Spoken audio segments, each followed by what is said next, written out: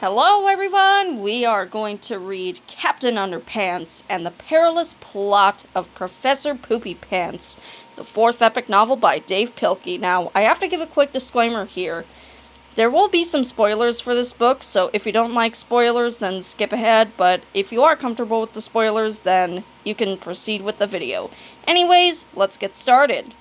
Now in full color, Captain Underpants and the Perilous Plot of Professor Poopy Pants, the fourth epic novel by Dav Pilkey. Now I get it, hamster brains!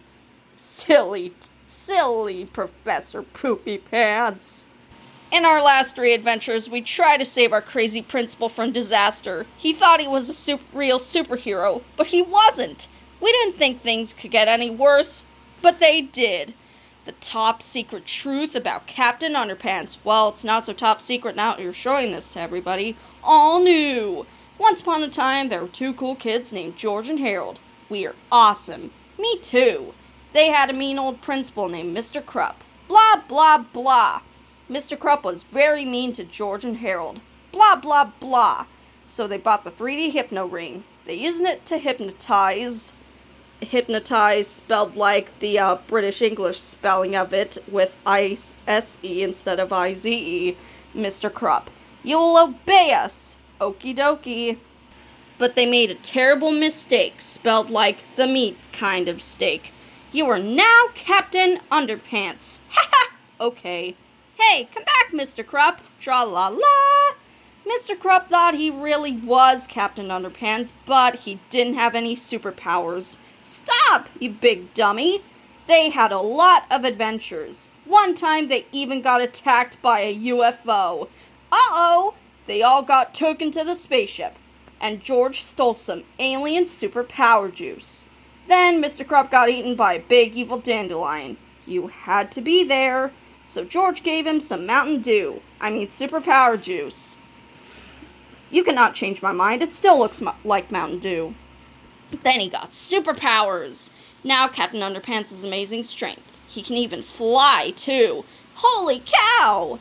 The only way George and Harold can stop Captain Underpants from causing trouble is by pouring water on his head. This makes him turn back into Mr. Krupp. Hey, bub! But beware, because whenever Mr. Krupp hears somebody snap their fingers, snap, snap, he turns back into you-know-who. Oh no! Here we go again. Tra-la-la! The end? Treehouse Comics, Inc. Chapter 1, George and Harold. This is George Beard and Harold Hutchins. George is the kid on the left with the tie and the flat top. Harold is the one on the right with the t-shirt and the bad haircut. Remember that now. Don't underestimate our good teachers. I don't think your teachers are all that good. All of the so-called experts at Jerome Horwitz Elementary School had their opinions about George and Harold. Their guidance counselor, Misdirected, thought the boys suffered from ADD. The school psychologist, Miss Labor, diagnosed them with ADHD. And their mean old principal, Mr. Krupp, thought they were just plain old BAD. Bad. But if you ask me, George and Harold simply suffered from IBSS, incredibly boring school syndrome. Some people in my audience might suffer from that. You see, George and Harold weren't really bad kids. They were actually very bright, good-natured boys. Their only problem was that they were bored in school, so they took it upon themselves to liven things up for everybody. Wasn't that thoughtful of them? The sign now reads, "Our teachers don't use deodorant." Unfortunately, George and Harold's thoughtfulness got them into trouble every now and then. Sometimes it got them into a lot of trouble, and one time it got them into so much trouble it almost caused the entire planet to be taken over by a ruthless, maniacal, mad scientist guy in a giant robot suit. But before I can tell you that story, I have to tell you this story. Chapter 2, All Hail New Swissland. As everybody knows, New Swissland is a small country just southeast of Greenland. You probably know all about New Swissland's natural resources and systems of government. But here's something about New Swissland that I'll bet you didn't know. Everybody in New Swissland has a silly name. Just ask their president, the Honorable Chuckles Jingleberry McMonkeyburger Jr., or his lovely wife, Stinky. They'll tell you all about New Swissland's proud silly name heritage. They'll tell you about the cultural significance of silly names, and then they'll probably tell you a really, really long, boring story of how that stupid tradition got started. We'll skip that part, okay? Just remember that everybody in New Switzerland has a silly name. From the richest to the poorest, from the dumbest to the smartest, from the youngest to the oldest, to the shortest to the tallest. And there's Jiggles T. Chunky Skunks, Tipper Q. Zipper Dripper, I Wanna Go to the Bathroom, and, the most significant person here, Professor Pippy P. Poopy Pants. And speaking of the smartest, let me introduce you to Professor Pippy P. Poopy Pants. That is a statue of him down there in the bottom right-hand corner of the page. Now, Pippy P. Poopy Pants was probably the smartest person in all of New Switzerland. He graduated at the head of his class at Chunky Q. Burgernose University, and afterward spent all of his time creating wild and fantastic inventions. Let's look in on him, shall we? I don't know why I decided to transition using that, but yeah. Back in his private laboratory, Professor Pippy P. Poopy Pants was just putting the finishing touches on two wonderful new inventions, the Shrinky Pig 2000 and the Goosey Grow 4000. Professor Poopy Pants called for his assistant, Pork Belly Funky Skunk. "Mr. Funky Skunk," Pippy yelled, "I am now ready to test my new inventions."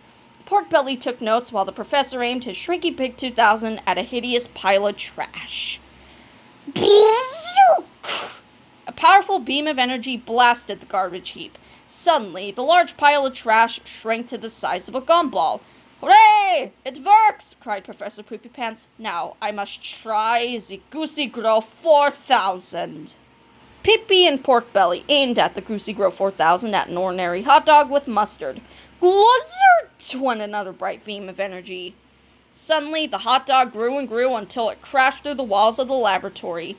"We did it!" exclaimed Pork Belly. "What do you mean, we?" yelled Professor Poopy Pants. "I did it! I'm the genius! You're just a lowly assistant! And don't you forget it!" "Sorry, boss," said Pork Belly. "With these two inventions," exclaimed Professor Poopy Pants, "I will be able to solve the world's garbage problem and create enough food for everyone on the entire planet." Finally, it looked like as if all the Earth's dilemmas would be fixed forever. But who would have believed that in just a few short weeks, Professor Poopy Pants would be trying to take over the planet in a fit of frenzied rage? Well, dear readers, the tragic tale is about to unfold. But before I can tell you that story, I have to tell you this story. Chapter 3, The Field Trip. Jerome Horwitz Elementary School was having its big annual field trip to Pequot Pizza Palace. All the kids had brought their permission slips and were lined up to get on the bus. George and Harold could hardly wait to eat pizza and play video games all afternoon. "This is gonna rule," said George. "Yeah, if we ever get there," said Harold. "Hey," said George, "let's change the letters around on a school sign while we're waiting." "Good idea," said Harold. Pizza Palace field trips are today. And look at Mr. Krupp just sneaking around the bushes while the boys are in the middle of their thoughtfulness. So George and Harold ran over to the sign and began their, thoughtfulness. "Hey, that's what I said!" Unfortunately, the boys didn't notice a dark, foreboding presence lurking nearby in the bushes. "Aha!" cried Mr. Krupp. "I caught you boys red-handed! Holy crap scare!" "Uh-oh," said George. Laughed Harold. "This is just a little joke." "A joke!" yelled Mr. Krupp. "Do you boys think that's funny?"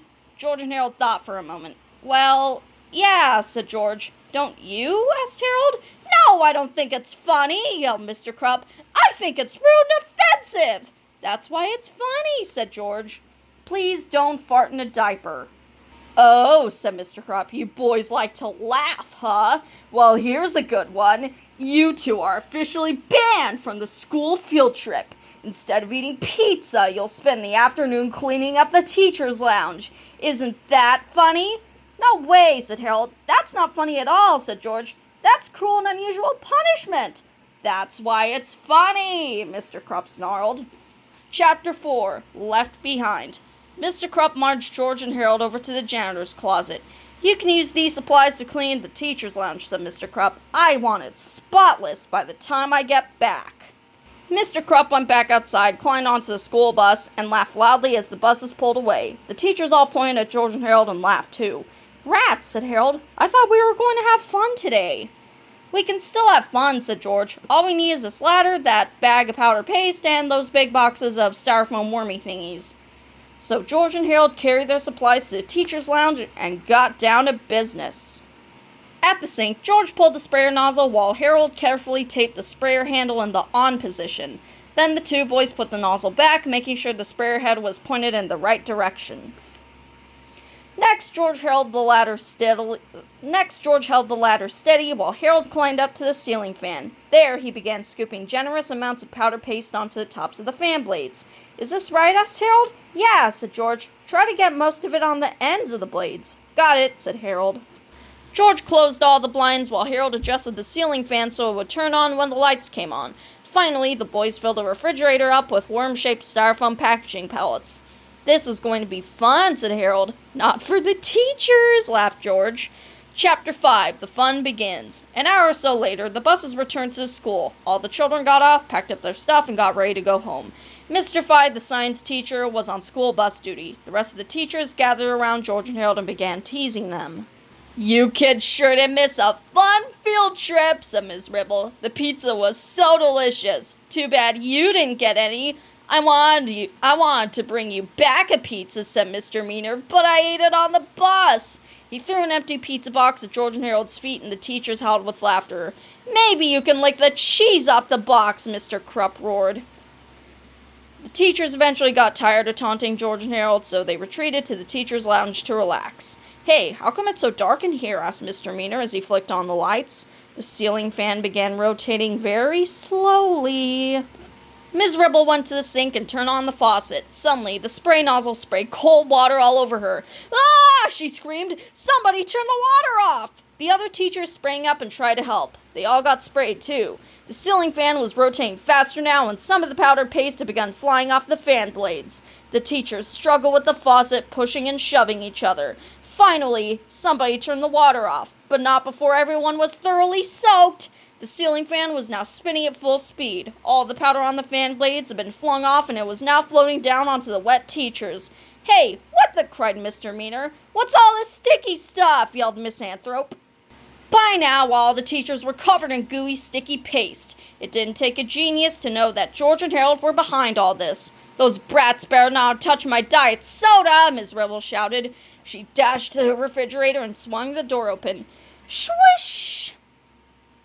Suddenly, thousands of tiny styrofoam pellets flew out into the room. The wind from the ceiling fan blew the pellets around and around. Naturally, they landed on the stickiest things in the room. The teachers.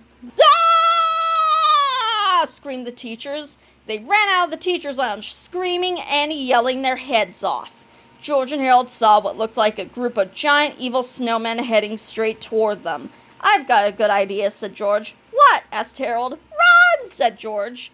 Chapter 6. Bye-bye, Mr. Fide. The next day, George and Harold's science teacher, Mr. Fide, knocked on Mr. Krupp's door. What do you want? Barked Mr. Krupp. I've kind of resigned, said Mr. Fide. I just can't take it anymore. Now, hold on, bub, said Mr. Krupp. Being a teacher is hard work. You can't just quit your job when things aren't... You don't understand, said Mr. Fide. I think I'm cracking up. What do you mean? Asked Mr. Krupp. I quit. Signed, Morty.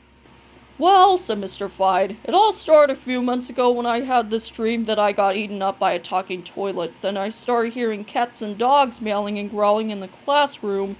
Then I imagined that the school got flooded with sticky green goop, and just yesterday I thought I saw a group of abominable snowmen chasing two boys down the hallway.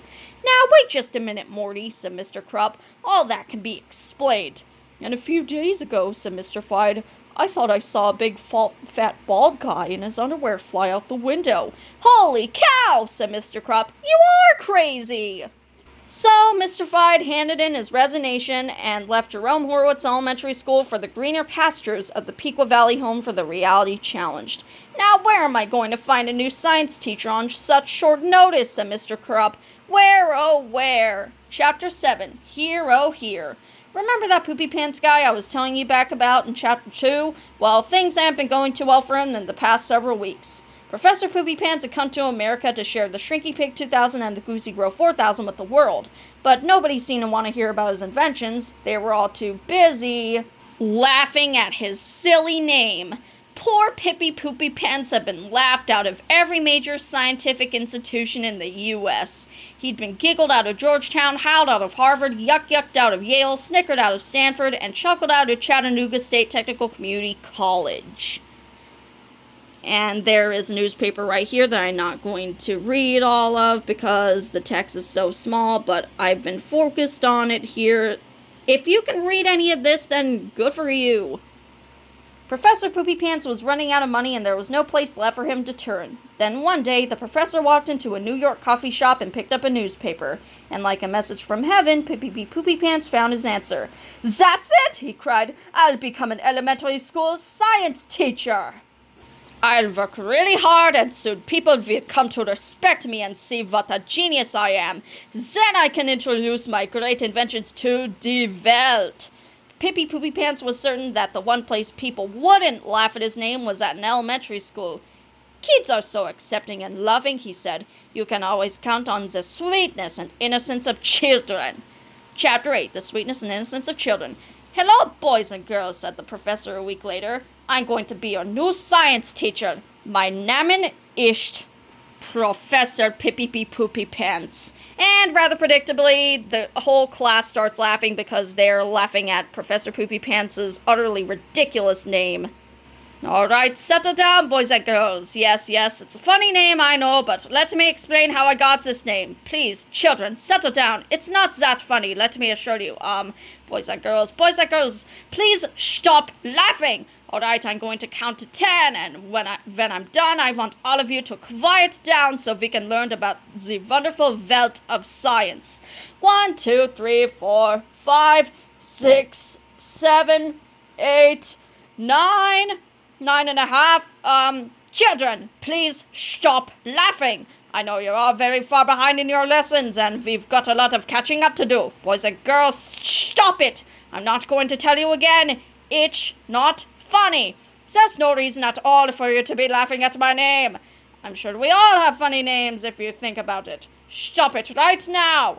Okay, boys and girls, I'll just wait until you all settle down. I can wait." A week later, things hadn't gotten any better. Professor Poopy Pants was really beginning to get angry. "How am I going to get through to these children?" he asked himself. "Hey, I've got it. I'll create a wonderful new invention." Chapter 9, The Gerbil Jogger 2000. The next morning, Professor Poopy Pants came to school with an odd-looking miniature robot. "Look, children," he said, "I've created a new invention using the principles of science. I call it the Gerbil Jogger 2000. The children stopped laughing for a moment and looked with interest at Professor Poopy Pants' new invention. "You see, children," said the professor, "some people like to jog, and their pets like to jog along beside them. That's fine if you have a dog or cat, but what if you have a pet gerbil? It used to be a big problem, but not anymore." Professor Poopy Pants opened the glass dome on the Gerbil Jogger 2000 and inserted a cute, fuzzy gerbil. The gerbil pushed his tiny legs against the simple controls, and suddenly the machine came to life. In no time at all, the gerbil was jogging around the classroom in his robot suit. The children were delighted. "Wow," said Connor Mancini, "science is cool!" All the other children agreed. "This is wonderful," thought Professor Poopy Pants. "I've reached them. Now I can teach them." Excuse me," said George the professor. "What's your middle name?" "My middle name," said the professor proudly, "is Peepy. Why do you ask?" At that point, the children picked up where they had left off, laughing at Professor Poopy Pants' ridiculous name. The professor began to shake with anger. Tiny veins in his forehead started growing, and his face turned bright red. "I can't take much more of this," the furious professor said through clenched teeth. "I think I might blow a fuse if just one more thing happens." Chapter 10, Just One More Thing. Soon afterward, in reading class, the children all heard the story of the Pied Piper of Hamelin. "You know," said George, "that story gives me an idea." So George and Harold began working on their newest comic book, Captain Underpants and the Pied Pooper of Pequot. That afternoon, they snuck into the office and ran off copies of their new adventure to sell on the playground. And everything would have been just fine if one of the third graders hadn't left his copy lying around in the hallway. Chapter 11, Captain Underpants and the Pied Pooper of Pequot, by George Beard and Harold Hutchins.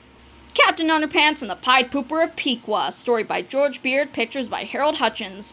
Once upon a time in the city of Pequot, Ohio, there was a science teacher whose name was Poopy Pants. My middle name is Poopy." Everybody laughed at his funny name. This made Poopy mad. "I'll show them." So he built an army of Gerbil Jogger 2000s. Ha ha! He put a gerbil in each one. Hey, man! But he couldn't make them do any evil stuff. Just tap dancing. Rats. Those are not rats, those are gerbils. Close enough, though. Then he thought of an evil plan. But of course! He made a bunch of little headphones and put them on the gerbils. Hey! Soon Professor Poopy Pants' army of Gerbil Jogger 2000s were off on an evil rampage. They all headed straight for the school. Ha ha ha ha ha ha ha!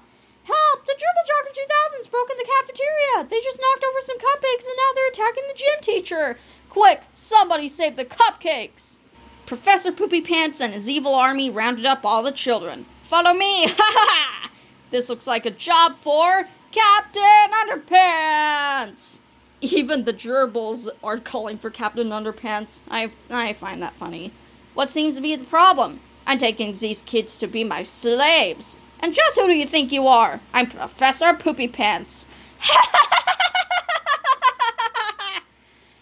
Professor Poopy Pants was really mad, so he pressed a button on his bow tie, and his bow tie transformed him into a giant cyborg. Ka-chunk, ka-chunk. Uh-oh. They had a big fight. But Captain Underpants was faster than a speeding waistband, more powerful than boxer shorts, owie, and able to leap tall buildings without getting a wedgie. Tra-la-la! Professor Poopy Pants chased our hero to an auto junkyard. I've got you now, waistband warrior. Clunk. Now I'm gonna crush you with the Big Crusher Thingy 2000. Captain Underpants pressed a button on his utility waistband. Click! And out popped the tiny toilet of truth. Click! Captain Underpants aimed the tiny toilet of truth at Robo-Pippy. Flush! I'm roasted! Captain Underpants saved the day! But what about the evil gerbils? They're not evil. Look, Professor Poopy Pants was controlling them with this. Is it music? No. Listen, Cher's greatest hits. You could substitute Cher with any other musical artist you dislike and the joke would still be funny. Babe, I got you, babe. Ah! Help! Please, God, make it stop! This will make anybody turn evil. So, Captain Underpants destroyed the controller. Tra-la-la! Hallelujah! Crunch. Hooray for Captain Underpants! The end. Notice, all animal cruelty was simulated. No actual gerbils were forced to listen to Cher.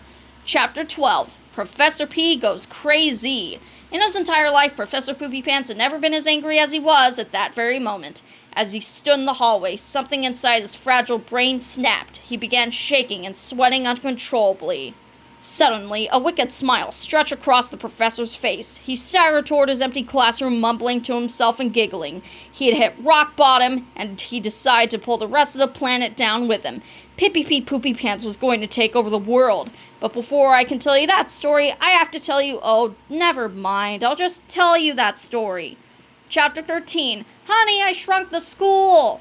Professor Poopy Pants opened the storage closet in his classroom and took out the Shrinky Pig 2000 and the Goosey Grow 4000. He also grabbed the empty Gerbil Jogger 2000 and stumbled outside with his inventions. The crazed professor giggled wildly to himself as he aimed the Goosey Grow 4000 at the Gerbil Jogger 2000. Glazert!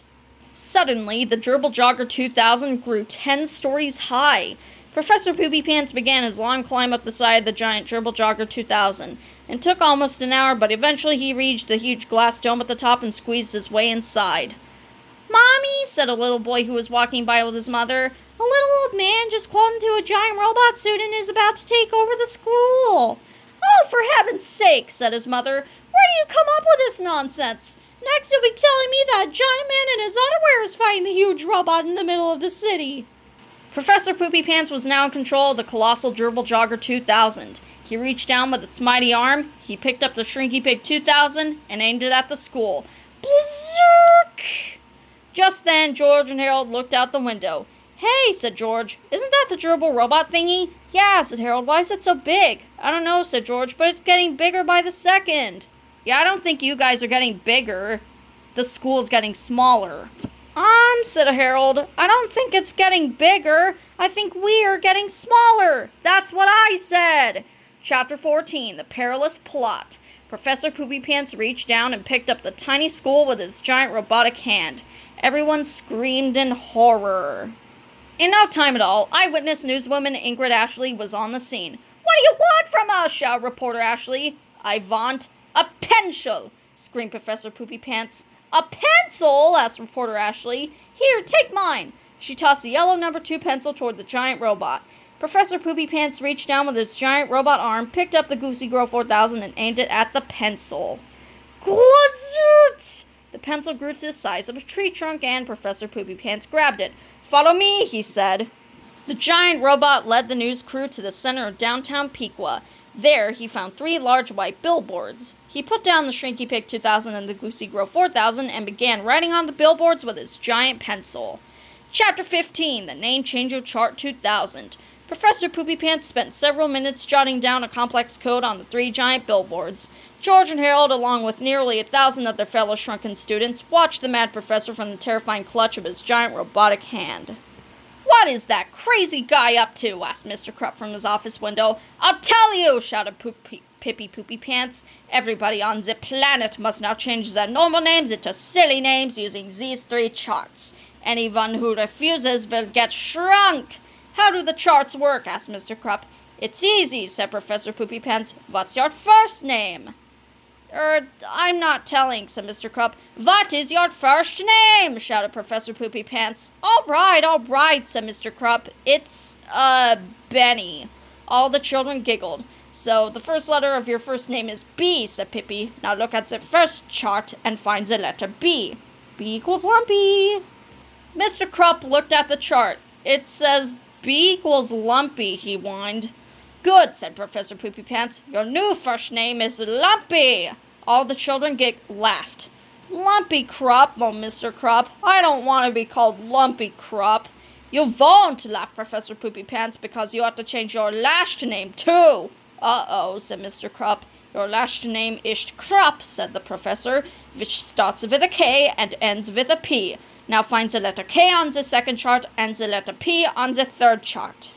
Mr. Krupp looked at the 2 charts. "It says K equals potty and P equals biscuits." "Wonderful!" shouted the professor. "Your new last name is Potty Biscuits." "Oh no," groaned the principal. "My new name is Lumpy Potty Biscuits." The children all howled with laughter. "Don't laugh too hard, kiddies," said Professor Poopy Pants. "You all have to change your names too, or I'll shrink you again." Well, as you can imagine, nobody wanted to get shrunk twice, so everybody looked at the 3 charts and figured out their new silly names. Stephanie Yarkoff became Snotty Gorilla Breath, Robbie Steinberg became Loopy Pizza Pants, and poor little Janet Warwick became Poopsie Chucklebutt. "This may be the most horrible moment in all of human history," said the local news reporter to her audience. "It seems that everyone on Earth must now change his or her name to avoid getting shrunk. Good luck to you all. This is Chim Chim Diaper Brains reporting for Eyewitness News. Now back to you, Booger." Chapter 16, Fluffy and Cheeseball. This is Fluffy Toilet Nose and Cheeseball Waffle Fanny. Fluffy is the kid on the left with the tie and the flat top. Cheeseball is the one on the right with the t-shirt and the bad haircut. Remember that now. "We've got to do something," cried Fluffy. "But what?" said Cheeseball. "We're smaller than 2 mice. What could we possibly do?" "Let's go find our old friend Captain Underpants," said Fluffy. So Fluffy and Cheeseball ran to Mr. Potty Biscuit's office and found him cowering under his desk. "I can't believe I'm about to do this," said Fluffy, "but here goes nothing." Fluffy snapped his fingers. Snap! Suddenly, a strange change came over Lumpy Potty Biscuits. His worried frown quickly turned into a heroic smile. He rose from behind his desk and thrust out his chest. In no time at all, Mr. Potty Biscuits had removed his outer clothing and tied a red curtain around his neck. "Tra-la-la!" sang the hero. "Captain Underpants is here." "Cool," said Cheeseball, "but from now on you have to call yourself Buttercup Chicken Fanny. The guy in the gerbil suit says so." "Hey," said Captain Underpants, "I don't take any orders from anybody." "Great," said Fluffy. "Now fly out that window and bring back that big machine thingy with the lava lamp on top." "Yes, sir," said Captain Underpants. Chapter 17, Captain Underpants to the Rescue. Captain Underpants flew down to the ground and grabbed the Goosey Girl 4000, but on his way back up, he was spotted by Professor Poopy Pants. The evil professor zapped Captain Underpants with a bolt of energy from the Shrinky Pig 2000. Berserk! Suddenly, the waistband warrior began to shrink even smaller than before. He flew back to the tiny school carrying an extremely small Goosey Girl 4000 and he dropped it into Fluffy's hand. "Hey, where's Captain Underpants?" asked Fluffy. "I don't know," said Cheeseball. "I think he got shrunk so small that we can't see him anymore." "Well," said Fluffy, "at least we have this little invention thingy."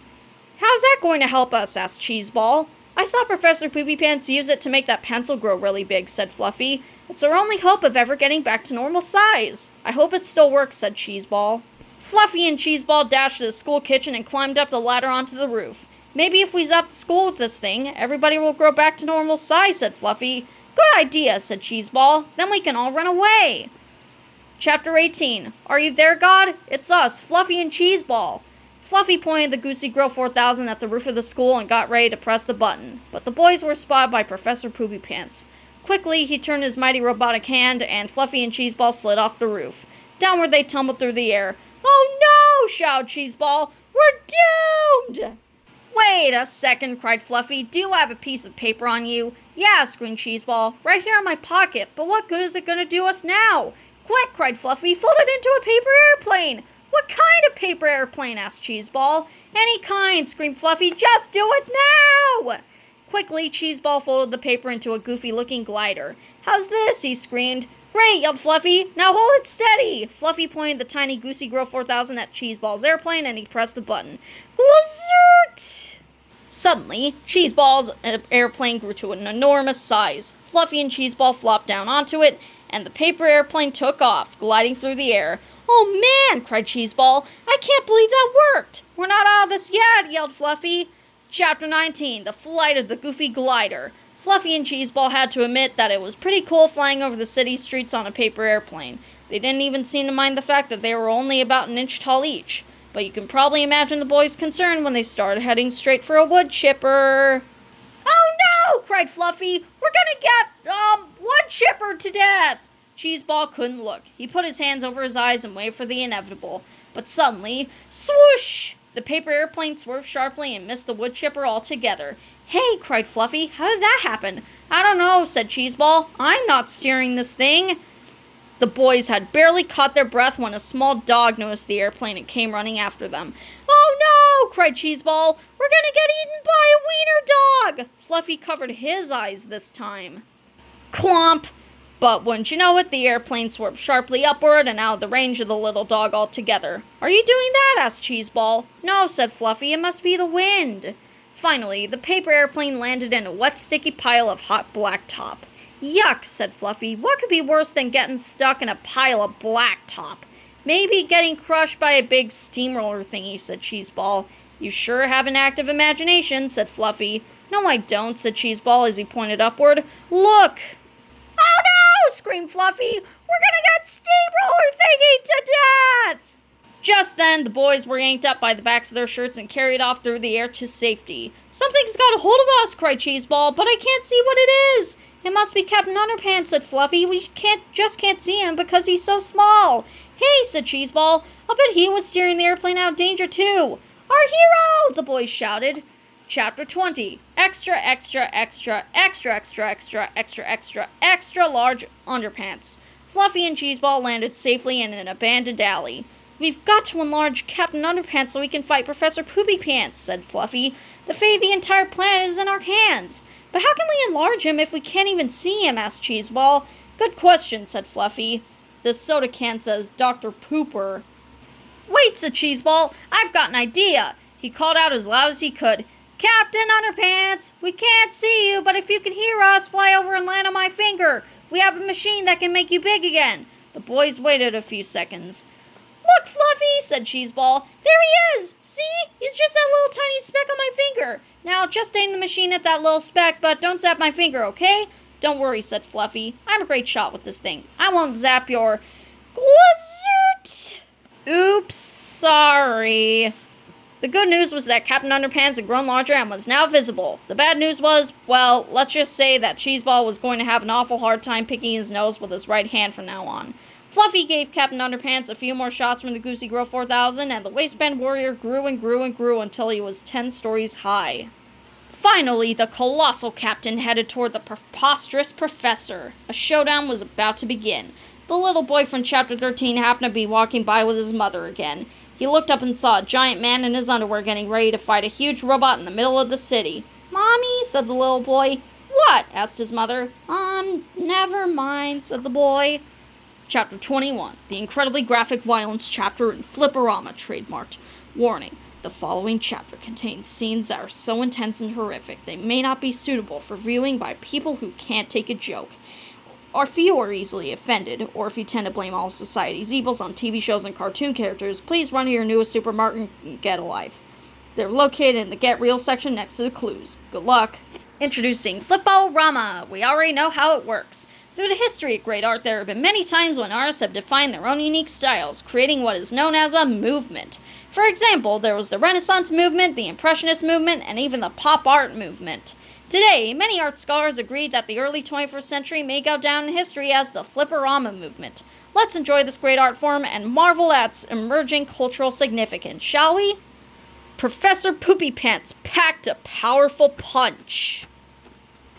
But the head-button hero halted the horror. The brief-wearing bandit battled the bionic behemoth. The waistband warrior won the war! Chapter 22, the 22nd chapter. Couldn't have told you. Professor Poopy Pants had been defeated, and everybody in the school cheered wildly. They were still small, but at least they got their old names back. "I'm sure glad I don't have a silly name anymore," said Ms. Ribble. "Me too," said Mr. Rected. "Hooray!" cried George. "Let's all give Captain Underpants a big hand." Harold was not amused. "Oops," said George. "Sorry." "That's okay," said Harold. "Just give me that invention thing so I can zap us back to normal." Harold held the Goosey Girl 4000 in his giant hand and zapped George and himself, that is, every part of himself except his giant hand. Glazert! Suddenly, George and Harold were back to their normal sizes again. "Boy," said George, "we sure have tested the limits of science today." "Yep," said Harold, "and the limits of our readers' willing suspension of disbelief." Yeah," said George. "That too." George and Harold picked up their tiny school and carried it back to where it belonged. George got ready to zap the school with the Goosey Girl 4000, while Harold prepared to zap Captain Underpants with the Shrinky Pig 2000. "I sure hope this works," said George. "Me too," said Harold. Chapter 23, to make a long story short, it did. Chapter 24, the chapter before the last chapter. Couldn't have told ya. George took Captain Underpants over to the bushes behind the school and ordered him to dress back up like Mr. Krupp. "Let's go, Bub," said George. "We haven't got all day." Then Harold had some fun with the garden hose. In no time at all, Mr. Krupp was back to his old nasty self again. Soon the cop showed up to arrest Professor Poopy Pants. "There's one thing I don't understand," said George to the professor. "Wouldn't it have been smarter to change your own name instead of forcing the rest of the world to change theirs?" "Gosh," said Professor Poopy Pants, "I never thought of that." A few weeks later, George and Harold received a letter from the Pico State Penitentiary. "Dear George and Harold, sorry about trying to overthrow the world and everything. I decided to take your advice and change my name so that people won't laugh at me anymore. From now on, I'll be going by my grandfather's name on my mother's side. It's such a relief knowing that nobody will ever make fun of my name again. Signed, Tippy Tinkle Trousers." I'm not so sure about the "nobody will make fun of your name again" part. That name still looks pretty make-funnable to me. And whelp, wouldn't you know, he gets laughed at by all the other prisoners. Chapter 25, the chapter after the chapter before the last chapter, aka the last chapter. "You know," said George, "I really learned something today." "What's that?" asked Harold. "I learned that it's not nice to make fun of people," said George. "Wow," said Harold. "I think this is the first time one of our stories ever had a moral."